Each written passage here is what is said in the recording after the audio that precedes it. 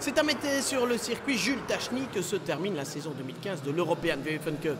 Et alors que les arbres ont pris leur couleur d'automne, les coccinelles de course, elles, ne sont pas encore prêtes pour leur hibernation. Il y a en effet une course de 10 heures à disputer, dont le départ sera donné ce samedi à 10 heures. Lors des essais qualificatifs, c'est la voiture numéro 290 de Curtone by Come2U Racing qui a signé le meilleur temps grâce à Frédéric Verbisch. Et puis on retrouvait derrière la Socardenne de Balthazar Nivarlet Martin, candidate au titre bien évidemment. Les Italiens Capelli, Sordini et Zorza ont signé le 3e temps des essais qualificatifs, devançant ainsi les vainqueurs de l'an dernier, Kédé, Perrin, Van Dalen et Le Burton. À la 5e place des essais qualificatifs, l'équipe Allure Team 2, la numéro 277 de Bologne, Capras, Mondron et Mondron, que l'on a à l'image, a prouvé qu'il faudrait compter avec elle. Ce sont les grands favoris pour le titre. Ils ont devancé leurs équipiers de l'équipe Allure Team 1, Bouvi, Doniacuo et Radet, 6e, et qui démontrent qu'ils sont déjà bien dans le rythme eux aussi. Et puis enfin, en 7e position, et parmi les candidats au titre, on retrouve encore l'équipe d'AC Motorsport 2 avec Friture, Rion et Le Seine. Le plus rapide, c'était bien Fred Verbisch. Oui, je dois tout d'abord dire félicitations à toute l'équipe Come2U Racing, l'équipe de Jean-Michel Barthes.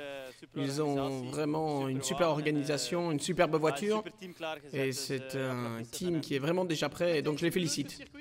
Mété est un chouette circuit pour la Fun Cup. Oui, c'est la première fois que je roule ici avec une Fun Cup. Et oui, c'est vraiment très agréable et je me réjouis d'être au départ de la course demain avec beaucoup de voitures au départ.